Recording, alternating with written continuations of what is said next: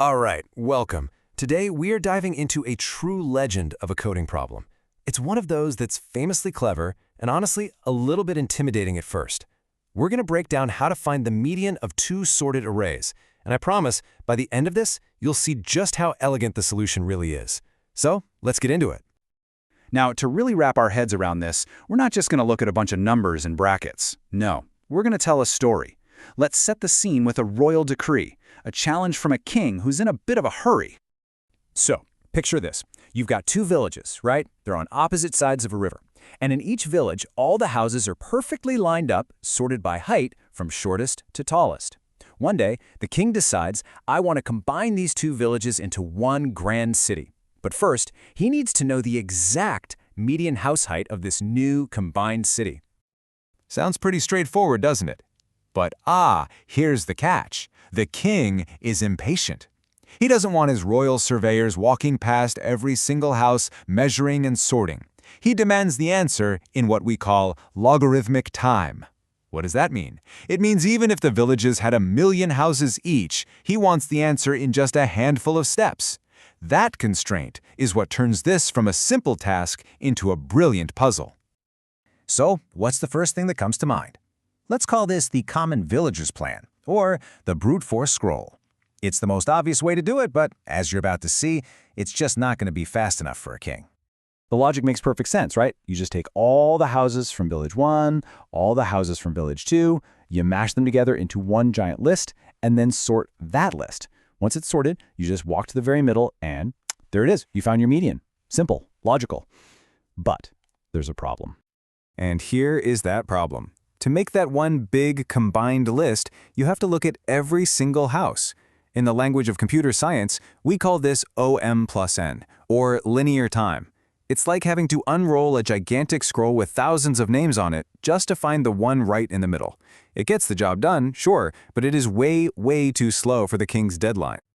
But then, just when it seems impossible, a wise scholar steps forward. She has a completely different idea. She says the secret isn't about merging everything at all. It's about finding one single perfect dividing line. And this, right here, is the aha moment of this entire problem. The scholar's idea is absolutely brilliant because it changes the whole game.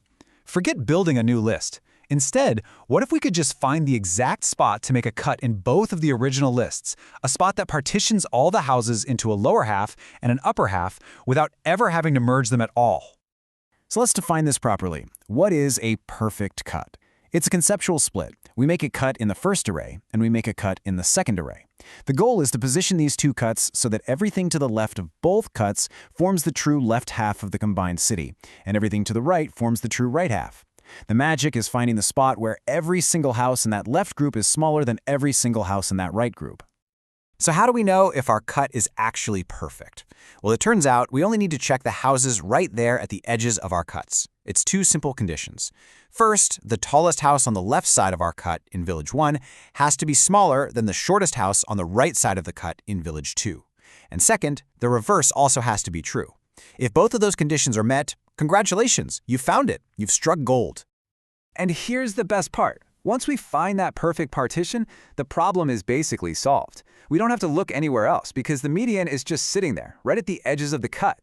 If the total number of houses is odd, the median is just the biggest house in the entire left half. If it's even, it's just the average of the biggest on the left and the smallest on the right. Okay, so we know what we're looking for, this magical perfect cut. But how do we find it quickly without just guessing over and over? This is the second piece of genius in this solution. We go on a binary search hunt. Instead of checking every single spot, we use the power of binary search on the smaller of the two arrays. We make a cut right in the middle and check our conditions. Let's say a house on the left is too big. Well, that tells us our cut is too far to the right, so we can ignore that entire half of the array and search in the left half.